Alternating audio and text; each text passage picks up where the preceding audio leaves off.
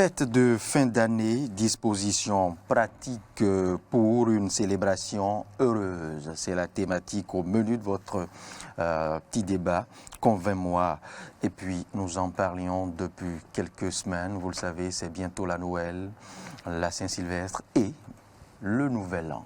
Les parents s'apprêtent, s'affairent, redoublent d'efforts et d'ardeur afin de garantir à leurs boutchous, à leurs enfants, à leur progéniture une merveilleuse fête. Eh bien, pour ceux qui en ont les moyens, eh bien, c'est les grosses surfaces pour les cadeaux les plus jupés. Pour les autres ou les nouants de griffes, eh bien, c'est les étalages dans les rues aux encablures de nos quartiers et autres pour nous offrir de petits cadeaux pour nos enfants. Et bien, tout ceci sonne bien normal. C'est ce qu'il faille faire. Il faille offrir de cadeaux. Mais quel cadeau? Comment faire ce choix? Quel type de cadeau? On va évoquer avec M. René Maolin-Pontor, consultant, formateur et spécialiste des questions d'éducation et de développement, les types de cadeaux. On va rappeler, rassurez-vous, les dispositions pratiques et les types de cadeaux. Là, on va évoquer la toxicité des cadeaux, la dangerosité de certains cadeaux. Et le principal du moment, vous le savez, ce sont les pétards qui, malgré l'interdiction, malgré la vigilance des forces de l'ordre et des services au sommet de l'État, eh bien, continuent de passer nos plus ou moins poreuses frontières. Parce que, je dis poreuses parce que c'est interdit, les gars y sont. Ça passe par où? Ça ne tombe pas du ciel, ces pétards, n'est-ce pas? Et on n'en crée pas ici, on n'a pas encore des entreprises, de petites entreprises. Bonjour, M. Maolin-Pontor. Bonjour, monsieur le journaliste. Alors, donc, si ces pétards nous parviennent, c'est que, eh bien, on arrive quand même à en laisser passer par nos frontières, ce qu'il ne faille pas faire. Alors, M. Maolin-Pontor, quelles sont les dispositions pratiques à rappeler encore une fois aux parents pour garantir à leurs enfants, à leur ménage, à leur foyer, à leur maison, à leur collectivité une célébration heureuse des fêtes de fin d'année? Okay. Merci beaucoup pour la question. Je dis un bonjour à tous les téléspectateurs de DEN TV et tous les auditeurs de la Diaspora FM. Effectivement, la fête de fin d'année est là. Il faut vraiment des dispositions pratiques pour une célébration heureuse, puisque s'il faut faire l'état des lieux, des célébrations qui ont conduit à des dégâts, à des situations de maladie, ou bien d'accidents, ou bien de démotivation, il y en a plein. Beaucoup ont fêté, ils sont retrouvés dans les hôpitaux, ou bien ils ont fêté, il y a eu des mésententes dans la famille qui ont amené des problèmes plus sérieux. Donc, il faut vraiment organiser pour avoir une célébration heureuse, comme vous l'avez dit. Pour une fête réussie, une fête heureuse, il faut une programmation, comme on l'avait déjà dit la fois passée. Une anticipation, vous avez dit. Une anticipation, vous voyez, pour ne pas être surpris, surtout. De cette anticipation, il y a ce qu'on appelle les présents, les cadeaux à offrir à ses proches, à ses enfants, à ses patrons, pourquoi pas, bien à ses collaborateurs, pour rendre plus heureuse la fête. Il y a une erreur que nous faisons souvent, on ne tient pas compte de la sensibilité de l'autre. Je vais commencer par les petits d'abord, on va venir aux parents et aux collaborateurs. Nous oublions, je vais donner juste un exemple d'abord avant d'illustrer, pour illustrer plutôt ce que je voulais dire. Il y a les établissements organisent souvent les cérémonies de remise de cadeaux, les cérémonies dites de Papa Noël, vous voyez, et c'est les parents qui sont encore sommés d'envoyer les cadeaux. Ce qui exige de chaque parent maintenant voilà, 2 cadeaux par enfant. 2 cadeaux par enfant. Enfin, c'est la nouvelle norme. Voilà, maintenant le parent... Un cadeau pour la fête de l'établissement et un cadeau à la maison. Le 25, parce que l'établissement anticipe souvent. Les établissements anticipent. Entre le 20 et le 22, voilà. Ouais. Maintenant, la maman a amené son petit garçon, la maman avait envoyé son cadeau. Les enfants observent. Ils voient les gens, la personne, non. L'enfant a vu ce qu'on a déposé dans sa main. Donc, il n'a pas digéré, mais il n'a rien dit. Sur le chemin, arrivé à un moment donné, il laisse échapper. Volontairement, hein. Ah oui? Il avait le cadeau en main, puis il était sur la moto avec sa maman. Il a le cadeau sur dans la nature. Laissez tomber Dans la nature, le cadeau est tombé. C'est à la maison, la maman constate, mais où est ton cadeau? Il ne dit rien. La maman l'a déposé à la maison, bien reparti dans l'établissement, pensant que bon, il a oublié. Il a fait du bruit là-bas, il a envolé son enfant, mais il n'a pas retrouvé. Elle n'a pas retrouvé. Elle revient à la maison, maintenant elle veut parler à l'enfant. Le cadeau est où? Maintenant l'enfant dit c'est là-bas. On le prend maintenant. Et il laisse encore le parent aller jusqu'au portail de l'établissement. On dit le cadeau est où? Il dit sur la voie. Il dit On retourne maintenant et puis il identifie là où il avait. C'était le cadeau. Et la maman prend le cadeau, il le tape, il crie, tu sais combien il a payé ça. Ouais. Ça est un message que le parent n'a pas décodé. Justement. Ce cadeau, l'enfant n'a pas digéré. On a dit ce n'est pas le cadeau qu'il voulait. Voilà. Vous voyez. Maintenant, il y a un volet qu'on oublie souvent. Il y a ce qu'on appelle la théorie proto-psychologique. Puisque l'être humain, il y a ce qu'on appelle les tempéraments. Il y a quatre tempéraments pour l'être humain. Si vous ne tenez pas compte de ces 4 tempéraments, vous ne saurez pas si ce que vous êtes en train de faire à l'autre, est-ce que ça l'agrée ou pas. Vous voyez, il n'a rien dit là. Mais comme c'est maman applaudissait, même au moment où on applaudissait, on n'a pas répondu ce cadeau. Mais lui-même qui a dit, ça veut dire que si ce cadeau est destiné à qui alors?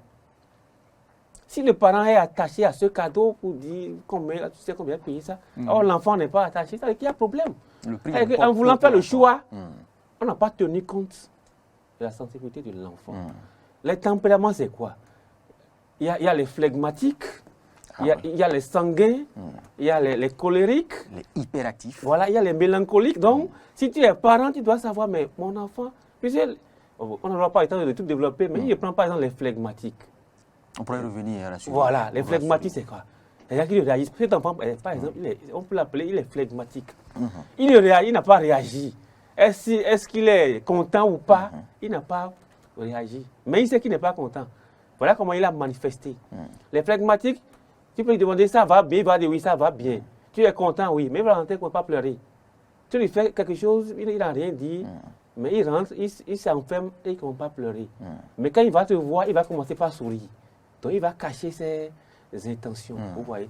Donc il faut identifier tout ça pour voir, mais est-ce que cet enfant est content? Est-ce que ce qu'il est en train de faire? Est-ce que ce cadeau lui est utile? Monsieur Mablin-Ponton, justement, est-ce pour autant qu'il faille tenir compte des caprices de l'enfant pour lui offrir le cadeau, genre accepter ce que dit l'enfant, je veux un vélo, je veux ci, même si le cadeau, les parents ont la trempe financière de lui procurer le cadeau, est-ce pour autant qu'il faille tout accepter à l'enfant? Non, pas du tout. Ce n'est pas que l'enfant a choisi le cadeau, mais le cadeau qui va répondre.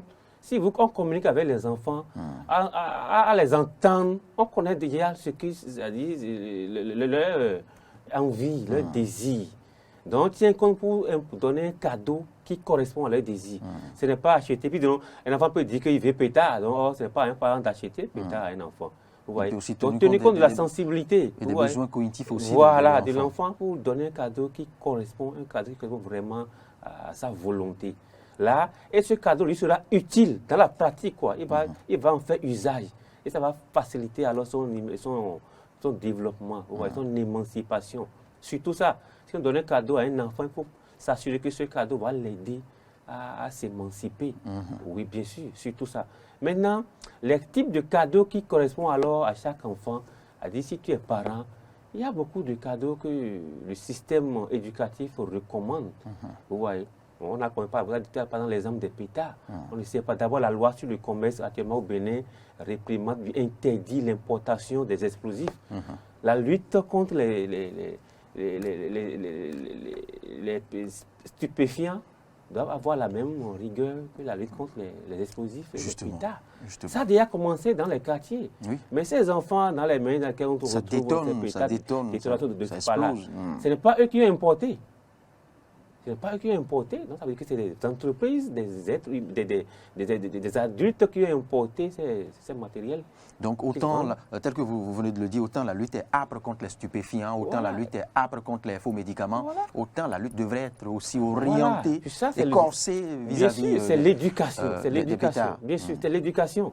Puisque si ce système peut occasionner autre chose, autre danger dans le pays, les pétards que les enfants trimballent. Donc ça, ce n'est pas un cadeau, c'est un cadeau à proscrire.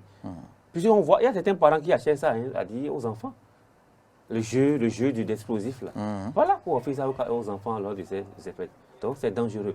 Bon, il y a les types de cadeaux qu'il faut alors pour les enfants, pour qu'ils soient heureux le jour de la fête. Oui. Il y a les cadeaux personnalisés. Qu'est-ce à dire? C'est-à-dire, soit tu as un pot de fleurs peut-être sur lequel est écrit le nom de l'enfant. Vous voyez. On personnalise le cadeau en son nom, on commande, ou bien gagner, ou bien un objet de valeur où le nom de l'enfant est écrit. Vous voyez. Donc quand il prend ça, il voit que c'est son nom. D'abord, il aura envie d'avoir ça sur lui, vous voyez, et garder ça jalousement parce que c'est personnalisé. Vous voyez. Certains parents le font, hein, ils Voilà. commandent des bracelets où le nom de l'enfant y est écrit, bien des sûr. t-shirts, de Maintenant, il y a les cadeaux, chemises. bien sûr, les cadeaux qui participent. Si je prends les tout petits, hein, il y a des kits de jeux que les enfants. Très constructifs. Voilà. Des puzzles. Bien sûr, qui travaillent sur leur mental, leur mentalité, vous voyez, qui les amènent à être éveillés. C'est important d'avoir ces genres de cadeaux aussi. Il y a aussi les boîtes à outils. Justement. Voilà. Il permet à l'enfant aussi. C'est-à-dire, tout le temps, il est avec ça. Et ces boîtes à outils peuvent être orientées déjà compte tenu du goût de l'enfant. Voilà. Si l'enfant a tendance à bricoler à la maison, à Surtout jouer au mécanicien, Voilà. à jouer au Et docteur, c'est- il y a différentes boîtes, différents types de boîtes. C'est après la maîtrise, après l'université, que souvent il y a beaucoup de programmes qui veulent amener les gens à s'adapter, à Mieux s'orienter. Hein. Or, c'est dès bas âge. Il faut le bricolage. C'est ça ce que les pays européens nous ont dépassé. Les enfants doivent être initiés au bricolage. Ouais, donc il y a des boîtes à outils qui l'amènent à cet exercice. Et tout ça, c'est constructif, c'est éducatif. Vous voyez, au lieu d'acheter pétards ou bien d'amener des explosifs, même des fusils. Des pistolets à Oui, eau. des pistolets à Il y a eau. des parents qui Non, disent ce n'est que pas. c'est des pistolets 7, mais ça ne sort que Non, de ça, l'eau, ce n'est hein, pas une voilà, éducation. donc, Un enfant qui est habitué à brandir pistolet sur son petit, même si ça ne sort rien, il n'a pas de balle, mais il s'amuse à brandir sur son frère pour tirer. Cela peut déjà activer C'est que ça, sa voilà, fibre le de message violence. qui s'enregistre là, ce n'est pas bon pour la suite. Ouais. Donc si après, il ne commence pas à prendre des armes même ou bien des objets tranchants pour faire des dégâts là, ça veut dire qu'on l'a déjà initié. Et c'est vite arrivé dans les maisons Bien où sûr, on rapidement. entend un peu énervé l'enfant dit je vais te tuer. Je vais te tuer, brandit, puis c'est vrai, passer. son pistolet en Et plastique là- 7, mais il sait quand même qu'avec ça, Non, il ça, peut déjà c'est- exprimer sa colère. Ça, ce n'est pas un cadeau. C'est des cadeaux appropriés pour que les parents évitent d'amener ce type de cadeaux à la maison. Il faut des cadeaux vraiment instructifs, des cadeaux qui amènent l'enfant à s'émanciper, à réfléchir, à bricoler, vous voyez, à avoir une idée plus positive de la vie et de la fête. Ouais. Monsieur Et Malopoto, vous le dites si bien, des cadeaux constructifs, oui, on en voit sur les étalages. Ces kits, ces mallettes constitutives de ces objets pour activer, éveiller l'enfant. Mais quels sont les éléments constitutifs de ces cadeaux qui ont contribué à fabriquer ces cadeaux? On ne sait pas, et vous n'êtes pas sans savoir que les enfants, je ne dirais pas, c'est vrai qu'au-delà de l'étape sensorimotrice où l'enfant est plus porté vers la succion, tout enfant a tendance à porter plus ou moins à des moments donnés son cadeau ou son jouet à la bouche. Bien sûr. Que dire en ce moment aux parents? Voilà, c'est pour ça que... Et s'il faille laver les objets avant de le leur remettre, laver les kits, que faire? C'est pour ça que le choix doit être vraiment un choix.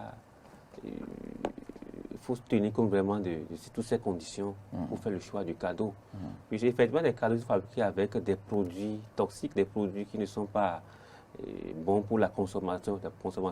Or, le jet de tous les enfants aujourd'hui, on prend quelque chose directement dans la bouche. Vous voyez. Donc, c'est depuis la naissance. Depuis la naissance, vous voyez. Voilà. Pour l'être humain, donc, c'est le premier réflexe qui se développe, la succion. S'il faut offrir un cadeau pour encore créer des situations de santé, là, ce n'est pas bon. Les cadeaux qui occasionnent ces genres de dégâts, on les connaît. Oui, les parents sur le marché, il y a certains cadeaux, quand tu vois, tu sais que cet objet n'est pas un objet à la portée des enfants. Parce que la matière qui a servi à la fabrication n'est pas une matière qui peut passer par la bouche. Ouais. Or, l'enfant veut tenir avec sa main. Les enfants ne sont pas habitués à laver la main après tout ça. Donc, ça veut dire que ce n'est pas un cadeau, ça, ce n'est pas un objet à offrir à un enfant. L'autre chose, Mais comment le parent le saura? suivi, oui. Non, il y a la qualité du cadeau aussi qui va...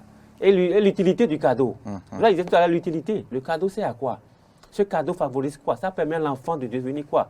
Est-ce que c'est juste un cadeau pour cadeau, ou bien c'est un cadeau qui permet à l'enfant de retrouver son émancipation, de réfléchir, qui travaille sur son mental? Vous voyez, il y a tout ça qui peut regarder.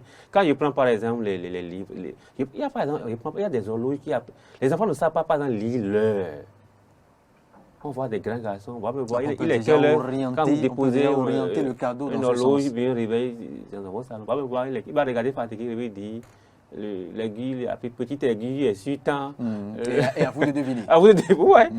Donc, il y a des types de cadeaux, des trucs qui, les enfants, et puis tu règles, si les aiguilles sont positionnées, tu entends un son. Voilà. Il est telle heure. Il est telle heure, justement. Ouais, et ça aide l'enfant à retrouver l'heure.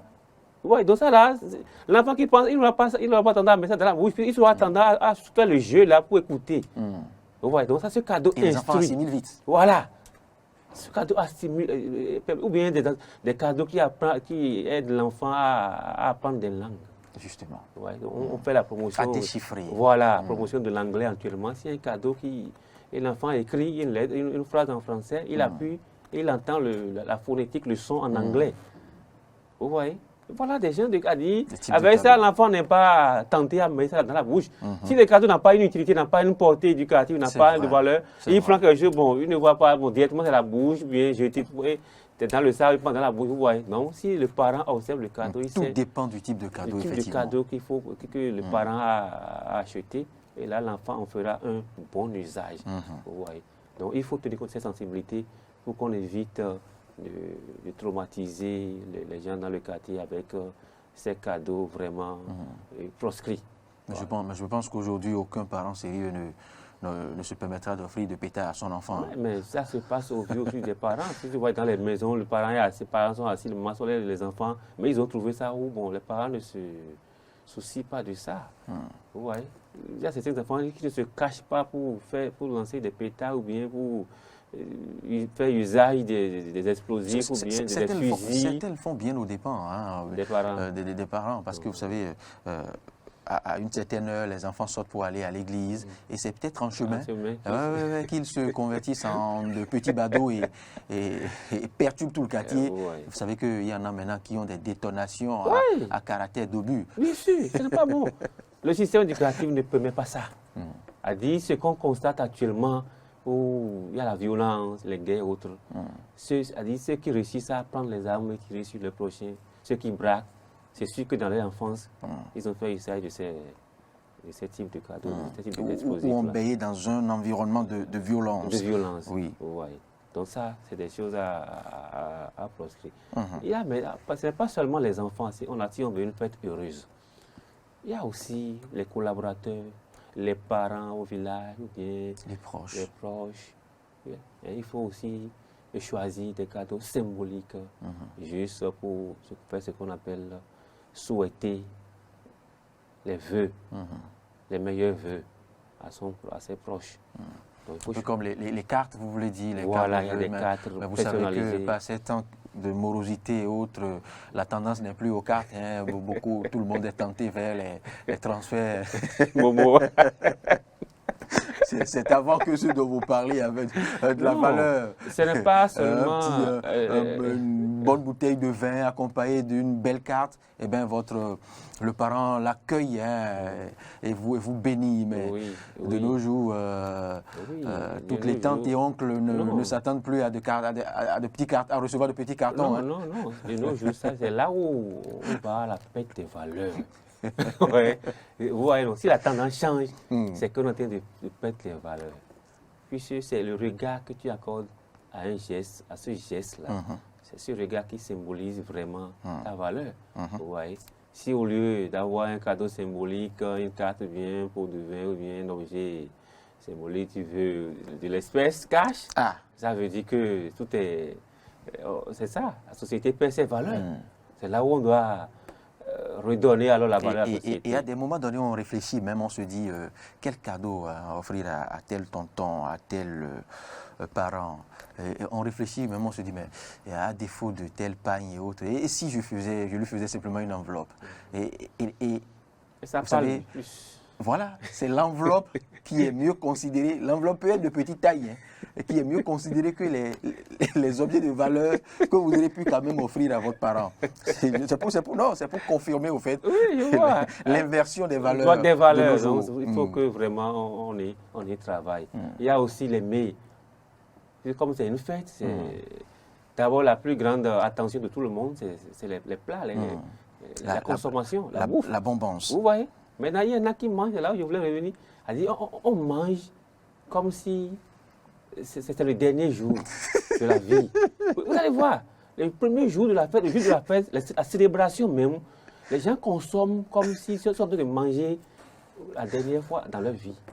La vie finit aujourd'hui. Comme s'ils ne fêteront plus jamais. Voilà, c'est-à-dire comme si à partir de demain maintenant, c'est fini. Il n'y a plus de nourriture. Donc on doit tout manger aujourd'hui pour que demain... Oui, c'est pour ça qu'après la célébration, il y en a qui se retrouvent à l'hôpital, il y en a qui ont les diarrhées, on mange tout. On ne respecte plus les conditions, c'est pas diététique ou bien quoi. Voilà, on bouffe tout, et puis on se saoule. Et les dégâts s'en suivent. Et il y a une presque belle excuse, on se dit que ça n'arrive qu'une fois là.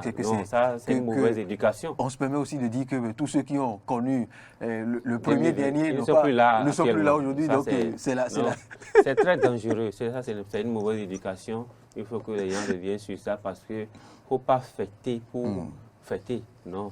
Fêter, c'est célébrer. On dit c'est pour avoir une célébration heureuse. Il ne faut pas fêter aussi et anticiper ou conclure sa vie. Voilà. C'est cette mentalité qu'il faut changer. Quand on voit l'acharnement, comment les gens courent à droite, c'est comme si on veut célébrer le dernier jour de sa vie. Et c'est là où votre conseil d'anticipation est important, M. Maoli-Ponton. Vous avez demandé à ce qu'on anticipe, à ce qu'on se lève tôt. La plupart du temps, vous allez constater dans l'affluence maintenant dans les circulations à Cotonou, sur les artères de Cotonou, les artères qui mènent surtout à Tokpa.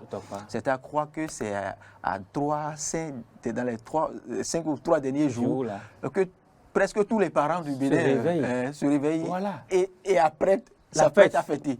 Depuis un an, ils ne savent pas qui a fait. C'est comme si c'était... Et c'est un embouteillage, c'est un bouchon monstre. Terrible. Terrible. Tout le monde veut faire, tout le monde veut aller acheter, tout le monde veut... Et puis, il y a des courses dans tous les sens. Tout ça, c'est manque de programmation. C'est manque de choses là. Donc, il faut que désormais les parents veillent à ça. Et aussi, à part la nourriture, manger modérément, prêter ce qu'il faut manger juste pour être heureux. Et non, essayer de voir qu'est-ce qu'il faut boire pour ne pas trop perturber son environnement, perturber les voisins. Vous voyez, tout ça. Et aussi l'habillement. On voit beaucoup de désordre dans la nature avec les enfants, même certains des adultes qui, après avoir peut-être pris des choses, des produits. Un verre de trop. Voilà, et puis on se lance dans des comportements vraiment qui ne cadrent pas avec une bonne éducation. Tout ça, c'est à revoir. Et il y en a qui pensent que l'euphorie ou la joie du Nouvel An ne peut s'exprimer que dans la rue. La rue, la violence, les mauvaises conduites. Ou dans les bars. Dans les bars, et puis on conduit. Il y a quelqu'un qui prend une boisson, ça c'est juste un exemple. Il finit de boire, et puis il lève la bouteille, il casse la bouteille sur la table. Oui. Il est en train de fêter comme ça. Ouais, c'est de la folie, ça n'a rien à faire. Il ne fête pas, il est en train de se libérer d'une dose de violence. C'est pour ça que j'ai beaucoup aimé votre thème, pas de célébration heureuse. Il y a une célébration et il y a une célébration heureuse. Celui qui casse la bouteille ou bien qui réussit à blesser. De malheureuses aussi. Voilà. Vous voyez, il y a beaucoup. Vous allez voir le jour de fête, vous allez voir des bruits dans les maisons, des bagarres, des accidents mortels. Et un tout dans les centres de intoxications alimentaires. Le constat est la plupart du temps un peu alarmant. On constate qu'il y a des blessés, des cas d'accident, toujours du 31 au 1er. Pour célébrer une fête, vous se blesser. Vous voyez, il faut plutôt rendre grâce à l'Éternel. Rendre gloire à Dieu, célébrer, manger de manière saine, et puis réfléchir. Et parmi les cadeaux aussi, il y a les visites. Ah oui. Oui, les cadeaux à offrir peut-être aux enfants, des visites sur les parcs d'attractions, proposer aux enfants, bon, le 31 ou bien le 1er, je vous amène, c'est pour aller visiter, pour faire du tourisme, la veille, tout ça là. C'est aussi un cadeau qui participe à l'instruction de l'enfant, à l'éduquer, à l'émanciper. Il découvre. C'est très important. Voilà, moi, c'est ce qui m'a permis de voir pour la première fois l'autruche, qui m'a permis de voir pour la première fois un lion. Voilà, chose qu'on voit dans les documents, dans les livres seulement.